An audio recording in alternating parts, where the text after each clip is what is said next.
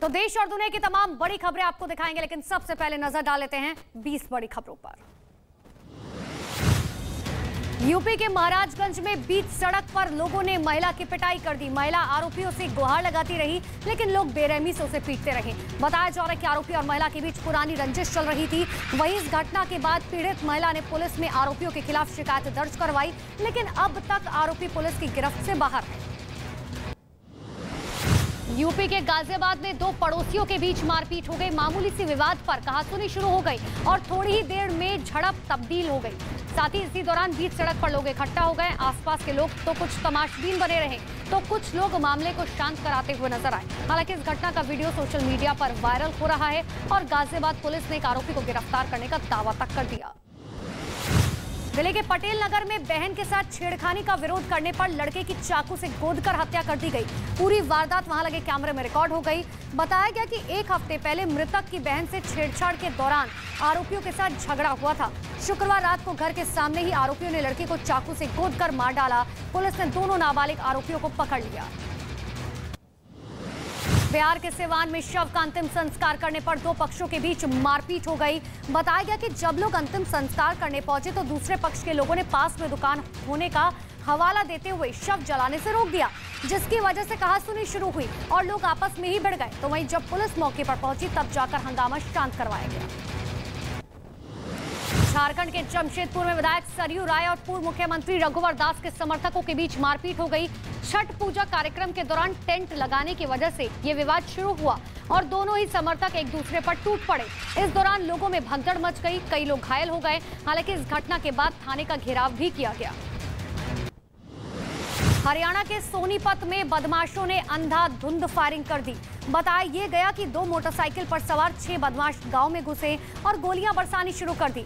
एक आदमी पर चाकू से हमला कर दिया गया। इसी बीच गोलीबारी की आवाज से मौके पर भीड़ जुट गई। एक बदमाश को पकड़ लिया गया और पुलिस के हवाले कर दिया गया। बताया दरअसल ये जा रहा है कि पीड़ित और बदमाशों के बीच काफी समय से विवाद चल रहा था। यूपी के प्रतापगढ़ में बीच सड़क पर कुछ बदमाशों ने एक लड़के की पिटाई कर दी। करीब आधा दर्जन बदमाशों ने एक मोटरसाइकिल सवार की लात घूंसों से पिटाई की। इस दौरान वहां भारी संख्या में लोग जुट गए। उनमें से कुछ लोगों ने मोटरसाइकिल सवार को बचाने की कोशिश की, जिसके बाद सभी आरोपी सवार होकर भाग गए। बदमाशों के हमले में लड़का गंभीर रूप से घायल हो गया, जिसका इलाज जारी है।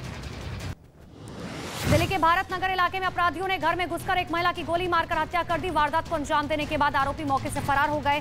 पुलिस ने हत्या का केस दर्ज कर लिया, मामले की जांच शुरू कर दी। जांच में पता चला कि महिला अपने पति से अलग रह रही थी और एक युवक उसे काफी दिनों से परेशान कर रहा था। पुलिस को उस युवक पर हत्या का भी शक है। मध्य प्रदेश के दमोह में ट्रिपल मर्डर केस में सभी 7 आरोपियों को पुलिस ने फिलहाल गिरफ्तार कर लिया। इसके साथ ही प्रशासन ने आरोपियों के अवैध निर्माण के खिलाफ एक्शन तेज कर दिया। सरकारी जमीन पर आरोपियों के अतिक्रमण को बुलडोजर से जमींदोज किया गया। सरकारी जमीन पर बने मकान और दुकान को ध्वस्त कर दिया गया। 25 अक्टूबर को एक ही परिवार के 3 लोगों की गोली मारकर हत्या कर दी गई थी। कर्नाटक के बेलगाम में कार में अचानक से आग लग गई। कार बेलगाम होकर गोवा की तरफ जा रही थी, तभी कार में धुआं उठने लगा और कुछ ही देर में आग फैलती चली गई। आग इतनी तेज थी कि कुछ मिनटों में कार जलकर पूरी तरीके से राख हो गई। इसी बीच आसपास काले धुएं का गुबार फैल गया। गनीमत ये रही कि वक्त रहते कार में सवार लोग सुरक्षित बाहर निकल आए, जिससे बड़ा हादसा टल गया। बिहार के औरंगाबाद में छठ का प्रसाद बनाने के दौरान गैस सिलेंडर फट गया, आग लग गई, जिसमें 25 लोग झुलस गए। इस घटना में 7 पुलिस वालों के भी झुलसने की खबर है। सूचना मिलने के बाद पुलिस की टीम मौके पर पहुंची। बताया गया कि गैस रिसाव के कारण घर में आग लग गई। सभी घायलों को तत्काल सदर अस्पताल ले जाया गया, जहां सभी का इलाज फिलहाल चल रहा है।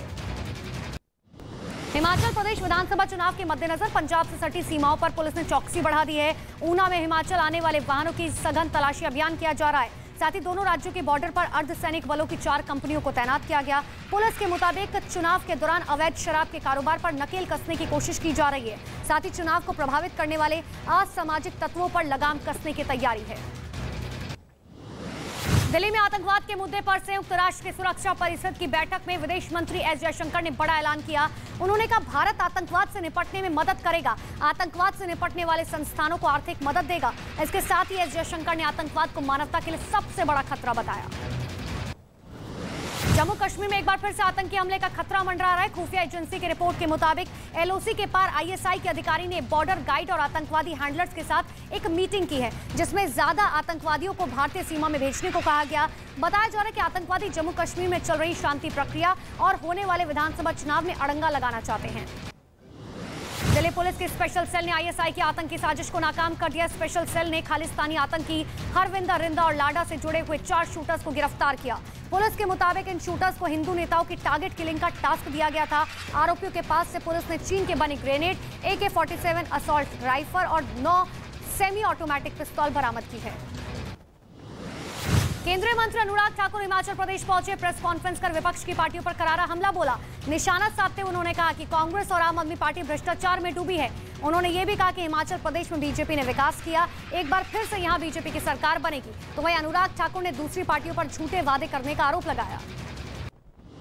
दिल्ली में छठ पूजा पर यमुना से अलग अलग घाटों और झीलों की सफाई की जा रही है। इसी बीच दिल्ली के उपराज्यपाल विनय कुमार सक्सेना ने भलसवा झील पहुंचे, मुआयना किया। इस दौरान उन्होंने कहा कि पहले भलसवा झील बहुत गंदी थी, लेकिन जब से इसे डीडीए ने संभाला है, सफाई का काम तेजी से चल रहा है। 10 दिन के अंदर इसे साफ किया गया। उपराज्यपाल ने कहा कि कुछ महीनों में इस झील को और बेहतर किया जाएगा। उत्तराखंड में बाबा के उत्सव डोली ओंकारेश्वर मंदिर के उखी मठ पहुंच गई। केदारनाथ के कपाट बंद होने के बाद बाबा की पंचमुखी जल विग्रह उत्सव डोली निकाली गई। तो वहीं केदारनाथ धाम के प्रधान पुजारी और भक्तों ने बाबा की डोली का स्वागत किया। ओंकारेश्वर मंदिर में विराजमान होने के बाद अब सर्दी के दौरान बाबा केदार की पूजा उखी मठ में ही होगी।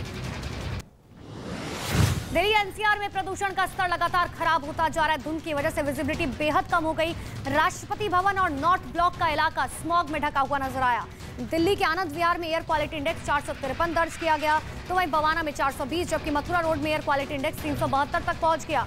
इसके अलावा द्वारका में 396 और शादीपुर इलाके में 444 दर्ज किया गया। और यूक्रेन के खिलाफ जंग में चेचन ने कमांडर रमजान कादिरोव के लड़ाकों के मारे जाने की खबर। यूक्रेन की तरफ से खेरसोन में 40 से ज्यादा चेचन ने लड़ाकों को मारने का दावा किया गया था, जिसके बाद अब खुद रमजान कादिरोव ने यह माना है कि उनके 23 लड़ाके युद्ध के मैदान में मारे गए। खेरसोन में चेचन ने लड़ाके एक बिल्डिंग में छिपे थे, जिन्हें मिसाइल से उड़ा दिया गया।